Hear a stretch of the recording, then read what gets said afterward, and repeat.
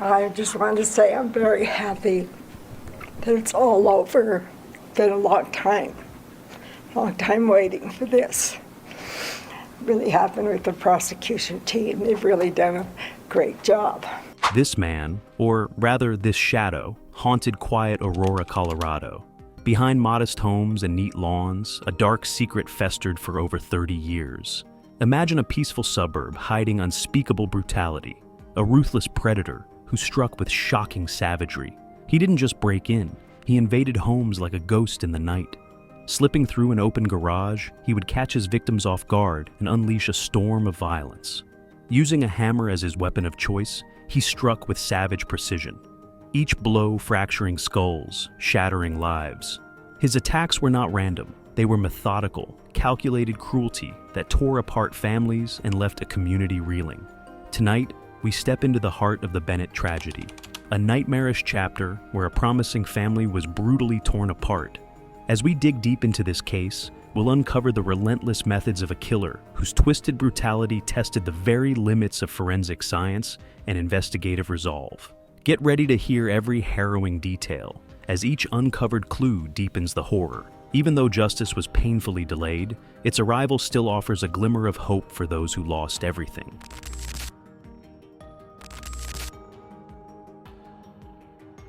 Bruce and Deborah Bennett were the kind of couple people naturally gravitate toward.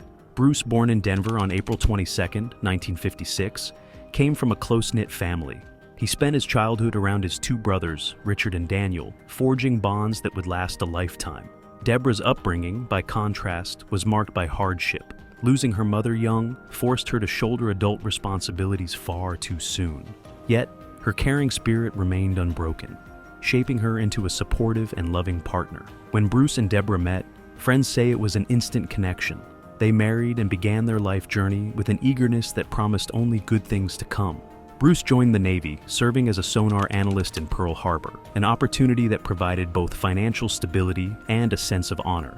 Deborah, for her part, created a warm home environment, staying resilient through her own difficult past.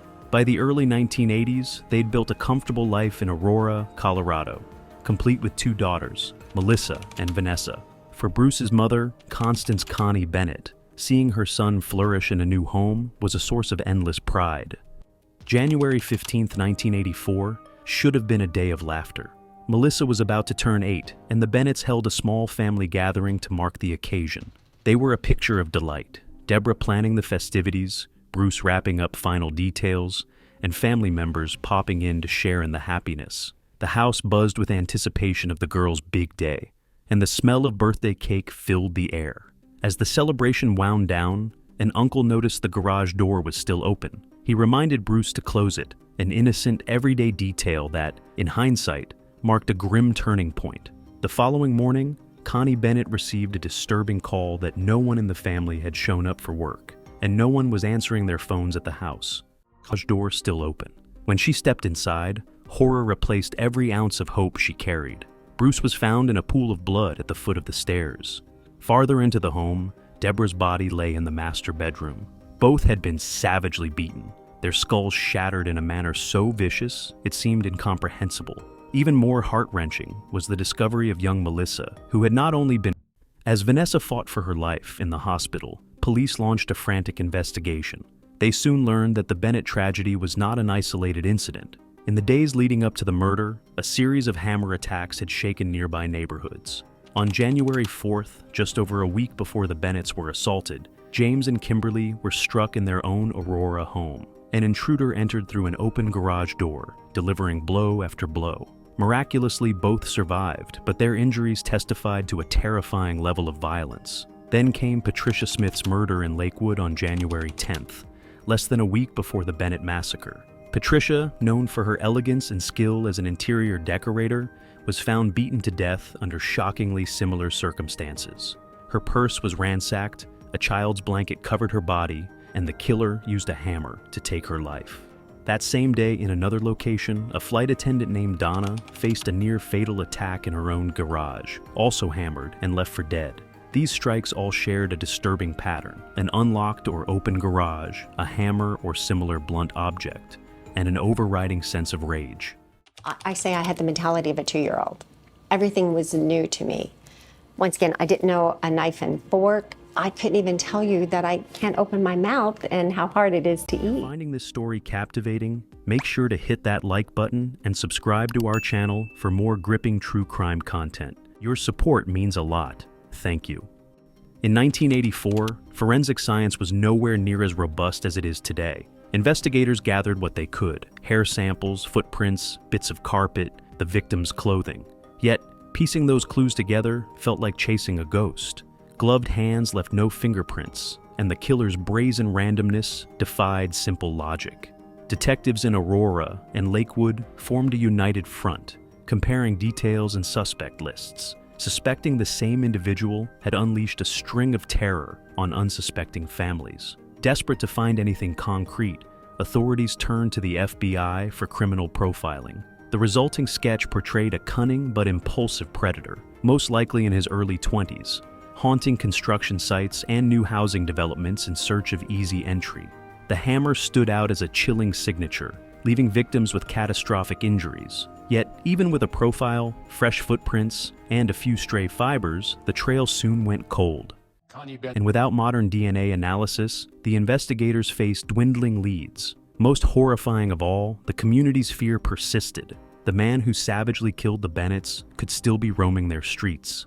Investigators at the time. Forward to 2001. By then, DNA technology had progressed enough to clear several family members and friends of suspicion in the Bennett case. This was a moment of relief for some, but it also meant the real murderer was still at large. It wasn't until 2018, thanks to a determined genealogist working with investigators, that a solid match surfaced. The genetic material pointed to someone with the last name Ewing.